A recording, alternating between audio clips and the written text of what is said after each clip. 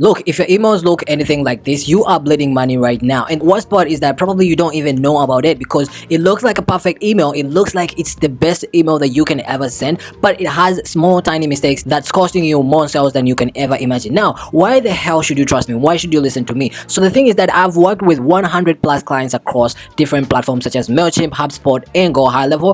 Plus, I have earned over 70k plus total earnings on Upwork just by fixing these exact simple tiny mistakes, silent killers for other coaches, consultants, and course creators. The screenshot talk for themselves. So in this video, I'm going to break down this exact email from my inbox line by line, showing you exactly how this email can bleed you money more than ever and giving you the simple fixes that you need right now to solve them so that you can make more sales than you can ever imagine. So hit the like button, subscribe, and let's dive in. Let's look at the subject line beginning. Why willpower does not work.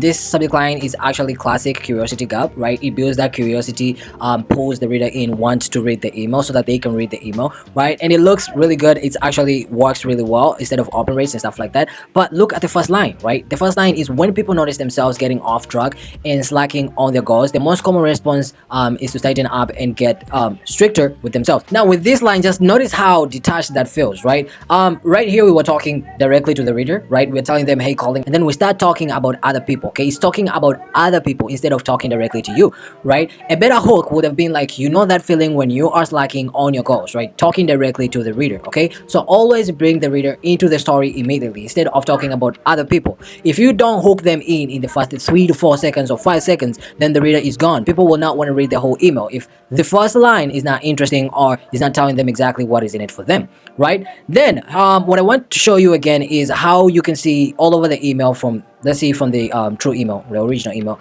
that there are lines which are bolded, right? Several lines that are bolded and bolded and bolded and bolded. Now the thing with bolded sentences, right? The reason you bold a sentence is to create a scroll stopper. Now, what do I mean by a scroll stopper? Scroll stoppers are the lines that stops the reader from scrolling and pulls them into the email, right? So it gives them the option of, it gives them the curiosity, or it attracts, it hijacks their attention and pulls them into the email. So when you have a whole lot of sentences that you bold them, it removes the power of all this all this technique, right? The technique of bolding a sentence. So it's supposed to catch the eye of someone scanning and pull them back into the email. But when you overdo it, when you bold every paragraph, you dilute the power of the technique. So if everything is important, then nothing is important. Instead of guiding the reader, you are just creating visual noise and it's confusing, and the reader will not take it into advantage. So you should only bold the only line or the sentences that cannot be missed, and these sentences will be very specific for pulling the readers in, right? It should act as a scroll stopper. Now another thing is that this email is actually pretty long, right? It's actually pretty long. Like when you open it on desktop, this is how it looks. When you open it on a phone, let's inspect it right now. Let's see how it will look on a phone, right? Right there.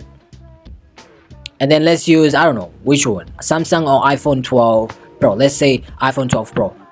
Let's see how it will look on an iPhone 12 Pro.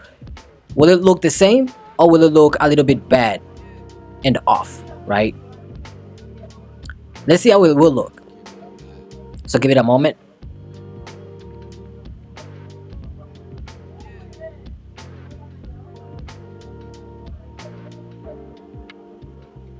Okay, so here's the email. Look at how it looks. Look at how this email actually looks on a phone. It's pretty long on a phone, actually, right? And it's not that structured, you know, it's just like really off. See that, right? So it's actually pretty long, and long emails aren't always bad if the copy is actually good and the copy is actually enticing. But look at these paragraphs, right? Look at these paragraphs, my friend. Look at these paragraphs, right? They are very dense and repetitive, and they just are so on and they keep repeating and over again. So if you find yourself writing an actual email just like this one, you have already lost the reader, right? People will not read it to the end. They will just jump to the end section, see exactly what is right here at the end, right? So if you would like to learn how to do this and get a control pattern so that they can know exactly what is this about, right? Because first thing, it's actually confusing. Every sentence is bolded, so it actually doesn't even pull the reader in, so they will jump to the end section and read this end section, and if this is not interesting to them, they will not even click through your email. So in email marketing, your goal, or in every email, your goal is to get to the point, to prove the value and get the click. So every extra sentence is another chance for them to get distracted or to leave your email and not read it, right? So you want your copy to feel like a slippery slope where they can't help but slide to the bottom, right? So finally, we reach to the call to action, right? The copy is not that bad on this email. It's actually great. If you want to read it, you can just let me know. I can maybe send you a doc on it, or you can stop the video and read whatever it has to say. But the call to action, right? Let's go to the call to action. Click this link to register. Now it's clear, which is good, but look at the countdown timer below it, right? Here's the countdown timer. And agency is one of the most powerful tools in your kit or in your emails, and it has to feel real, okay? It should not feel really generic. So a generic timer at the bottom of a long essay or a long email often feels like an afterthought, right? And it comes off as off. People will not like that.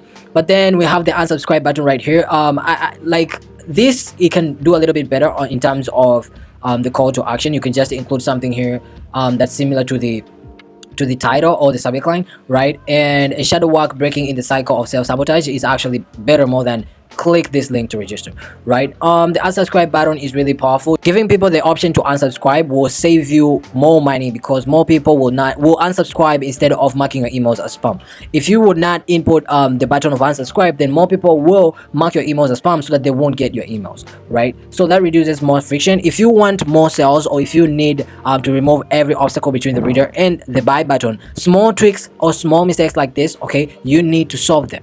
Okay, they are what separates the hobbyists from a high earning email. So if you want more breakdowns just like this, join my newsletter, which is the conversion newsletter below, right? I give you everything for free. It's actually free. You don't have to pay anything, right? I break down every simple mistake, every simple breakdown, structures of the email, storytelling in there that I do not share in this YouTube channel. So that's all. Hit the like button if you like this video. Let me know what you liked. Let me know if you have a question. And yeah, that's all. See you on the next one. Peace out.